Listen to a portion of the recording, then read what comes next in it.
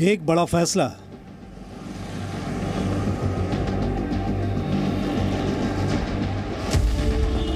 या फिर से फासला। धरती के जन्नत के एक और इम्तिहान का नतीजा बस आने ही वाला है, लेकिन उससे पहले सवालों की लंबी फहरिस्त है जिनके जवाब भी मिलने जा रहे हैं, क्योंकि आज का दिन जम्मू कश्मीर की किस्मत को लेकर निर्णायक क्षण का गवाह बनने वाला है। देश की सबसे बड़ी अदालत पर आज निगाहें टिकी हुई हैं। सुप्रीम कोर्ट वो फैसला देने वाला है जिसके असर के दायरे में न सिर्फ जम्मू कश्मीर बल्कि देश की सियासत और शायद 2024 में होने वाला सबसे बड़ा चुनाव भी आ सकता है। सुप्रीम कोर्ट जम्मू कश्मीर से अनुच्छेद 370 को निरस्त करने पर फैसला सुनाने वाला है। सर्वोच्च अदालत उन याचिकाओं की दलीलों पर अपना निर्णय देगी जिनमें अनुच्छेद 370 को खत्म करने का विरोध किया गया है,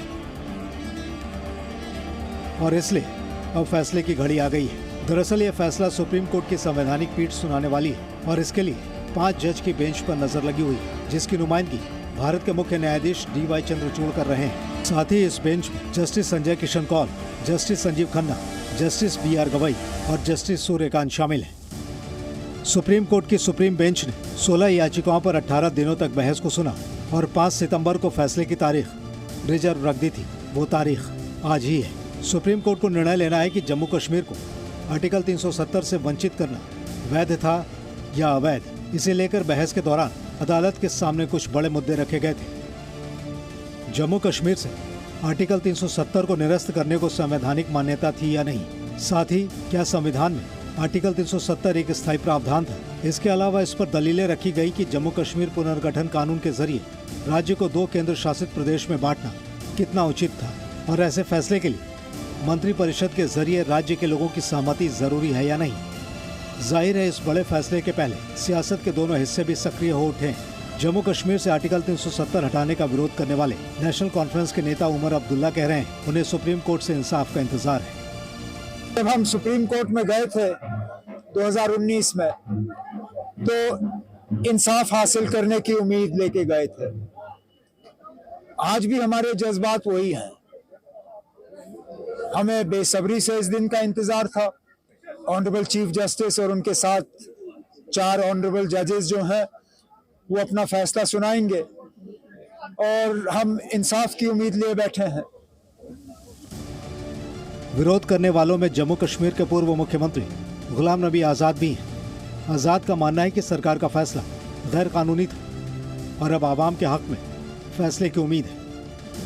उसमें जो हमारा हक, एक्सक्लूसिव हक था, उससे हमें महरूम रखा गया है। उसका इंतज़ार हमें 4 साल से ज़्यादा से है उसका।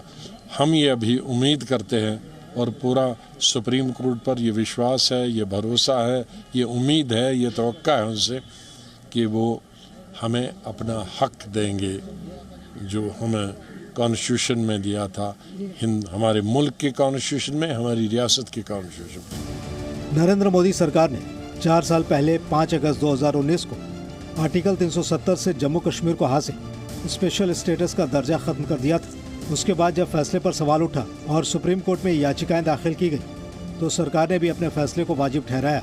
विपक्षी नेताओं की तरह बीजेपी भी यही कह रही है कि सुप्रीम कोर्ट का फैसला सबको मंजूर होगा, लेकिन पार्टी नेता आगाह कर रहे हैं कि सुप्रीम कोर्ट में सियासत नहीं चलती है। कि पूरा जम्मू कश्मीर और पूरा मुल्क ऑनरेबल सुप्रीम कोर्ट के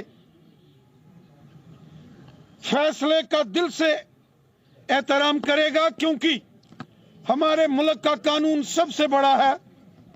हमारे मुल्क की अदालतों में सियासी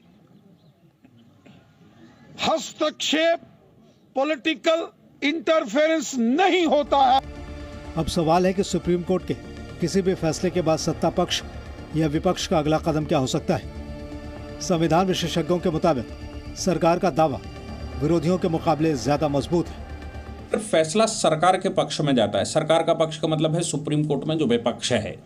सरकार के पक्ष में जाता है तो फिर विरोधियों, जो पिटिशनर हैं या जो विरोधी हैं, उनके पास ऑप्शन रहता है कि वो रिव्यू पिटीशन डालें सुप्रीम कोर्ट में। रिव्यू पिटीशन उनकी डिसमिस हो जाती है तो फिर से वो क्यूरेटिव पिटीशन डाल सकते हैं जो उनको जजमेंट में खामियां लगेंगी, और क्यूरेटिव पिटीशन भी अगर डिसमिस हो जाती है तो फिर विपक्ष के पास कोई रास्ता नहीं है कि वो आगे बढ़ पाएं। वो प्राइवेट मेंबर बिल हाउस में ला सकते हैं। प्राइवेट मेंबर बिल के लिए उनके पास बहुमत होना चाहिए, और वो बहुमत तो सरकार के पक्ष में है। इसलिए जो विपक्ष है आज का, या मैं कहूं कि जो इस कानून के विरोध में हैं, उनके पास कोई ऑप्शन नहीं रह जाता। संविधान विशेषज्ञ ये भी कह रहे हैं कि अगर फैसला सरकार के खिलाफ आता है तो संसद के जरिए सरकार एक बार फिर नई शुरुआत कर सकती है।